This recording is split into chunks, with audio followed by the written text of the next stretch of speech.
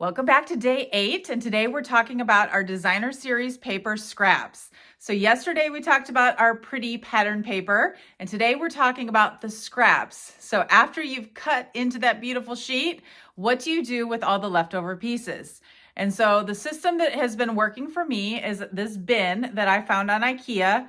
And as always, I will put the link in the description below if you want to check it out. But I just put all of my scraps, whether it's cardstock or pretty paper, I put it in here. And then when I have time to file them, I do. All right, let me show you how I actually file my designer series paper scraps. Now, I already showed you yesterday how I do my cardstock scraps. And to be honest with you, I could probably have 2 of these bins, one for solid cardstock and one for designer series paper, but I don't. So right now I have to take the time to separate into the different piles of solid cardstock and then designer series paper. So anything that has a pattern on it is going to go in this pile.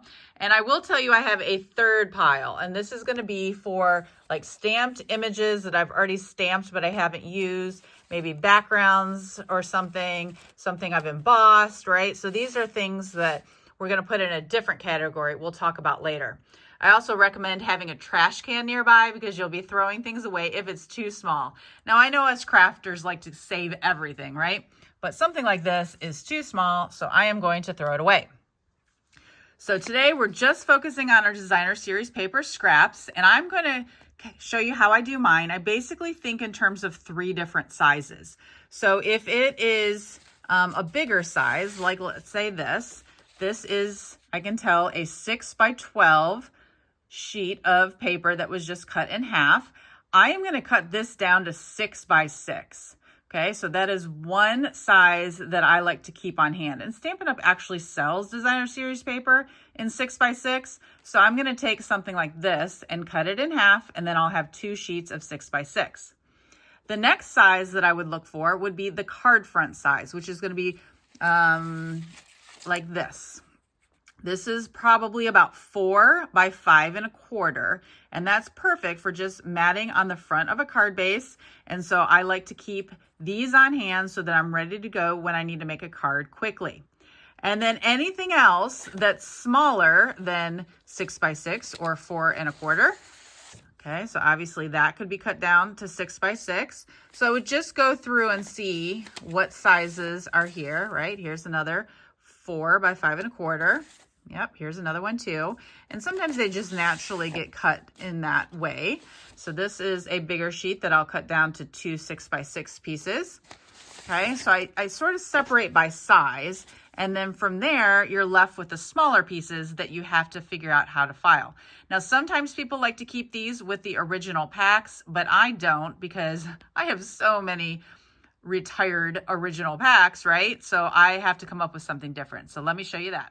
So in one of my cubbies in my IKEA Calyx shelves, I have these different sizes that I mentioned. So this would be the pieces of paper that are about 4 by 5.25. And I call them mats, and they are in another one of these rolling bins from the Container Store. This is a smaller size though, not the one that fits the 6 by 6. And so again, I just use little pieces of cardstock, or actually cardboard, and I label them by color. So this is actually in the wrong spot. That's part of today's challenge, right? So pink and reds, and these are more just card front sizes. And I just try and do it by color. Again, same kind of categories of black and white or multicolor, things like that.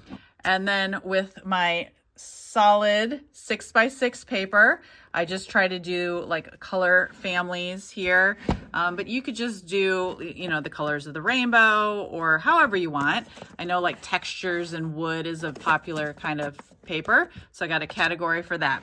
But anyhow, I love these bins because it just holds all different sizes of paper. And again, these are on wheels and they slide into these cubbies really well. So these are how I store my bigger sheets of paper after they've been cut. So basically the same way that I store my cardstock scraps is how I store my designer series paper scraps. So here is my cardstock bin, and then here is my pattern paper bin. So same crate from Amazon with the same clear hanging file folders from Amazon.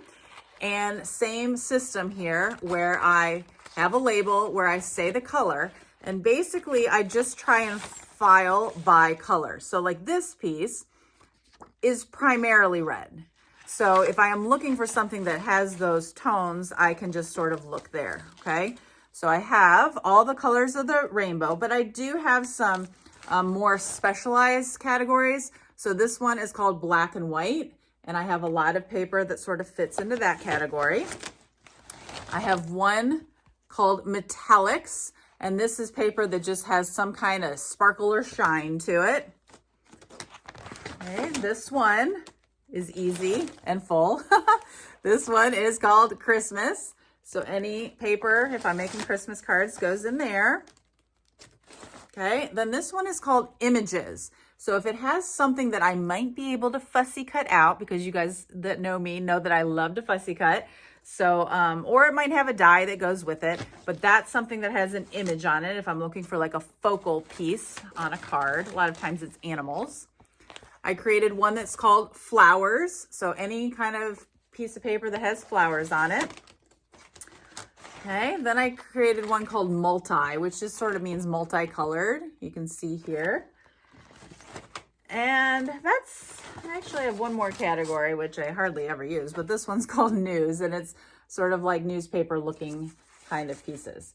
So in any case, that's how I organize my scraps of designer series paper that are smaller than a card front size.